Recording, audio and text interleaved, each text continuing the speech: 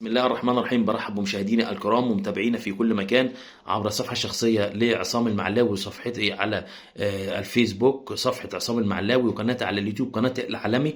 طبعا بنتكلم النهاردة على مباراة النادي الأهلي وفوز مهم للنادي الأهلي النهاردة على فريق فاركو بنتيجة 3 أهداف مقابل لا شيء.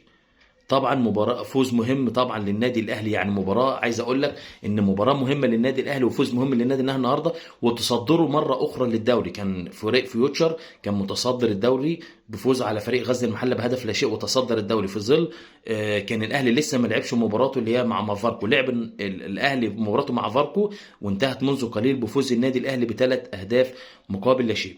احرز الهدف الاول اللاعب محمود متولي ودي حاجه كويسه وعوده سريعه لمحمود متولي وعودته من الاصابه. ثم الهدف الثاني للاعب محمد شريف المخيف وهدف جميل جدا جدا وتمريره سحريه من حسين الشحات اللي متالق جدا في الفتره الاخيره مع النادي الاهلي، ونتمنى التجديد بسرعه لحسين الشحات واحد من العناصر المهمه والاساسيه في صفوف النادي الاهلي. ثم الهدف الثالث للاعب علي معلول اللي دايما له بصمته ومن ركله جزاء اللاعب محمد هاني وكان على التنفيذ علي معلول ليحرز الهدف الثالث للنادي الاهلي.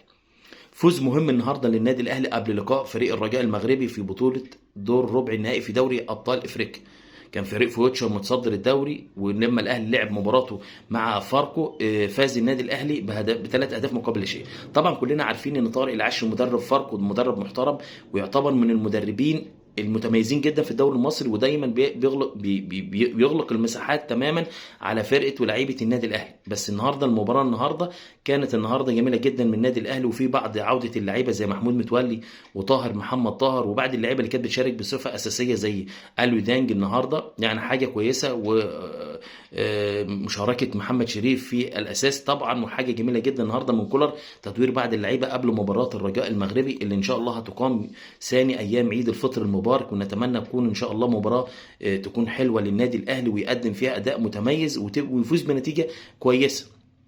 احنا شفنا النهارده هدف ملغي للقندوسي النهارده، يعني هدف بصراحه فيه علامات استفهام كبيره جدا جدا جدا لنادر امر الدوله النهارده اللي هو حكم احداث اللقاء، وفي بعض الانذارات وبعض التدخلات النهارده في لعيبه النادي الاهلي وفيها حاجات يعني مش مظبوطه النهارده خالص. فاللي نقدر نقوله ان هو فوز مهم للنادي الاهلي واعتلى صداره الدوري المصري النهارده، وده حاجه كويسه للنادي الاهلي. نتمنى المزيد من الانتصارات، وان شاء الله مباراه الرجاء المغربي دي تكون مباراه كبيره للنادي الاهلي ويكون في حضور جماهيري بساعه كامله ان شاء الله في استاد القاهره، ونتمنى الفوز بنتيجه كبيره للنادي الاهلي. وبعد طبعا عرفنا بعض الاخبار وتاكد الاتحاد الافريقي بتعيين حكم سوداني في مباراه الرجاء والنادي الاهلي، فربنا يسترها على احداث اللقاء.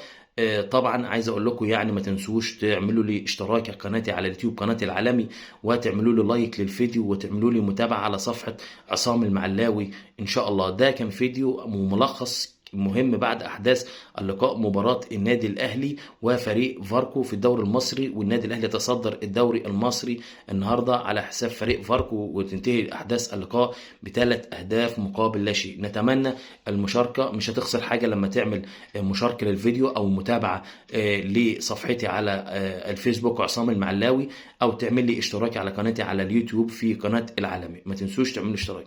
شكرا.